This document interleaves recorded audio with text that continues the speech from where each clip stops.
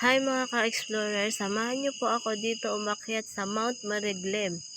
Ayan, grabe, sobrang ganda po ng view dito ngayon. Nandito po kami sa nasa ibabaw. Diba? Napakaganda pong magpagmasdan.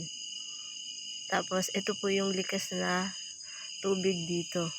Napakalinis at napakalinaw po. Ang dami pong nagpapapicture dito. Ayan po, yung iba nandun pa sa kabila na bato. Nagsisigawan pa nga po. Ito po, sumikat na po ang haring araw.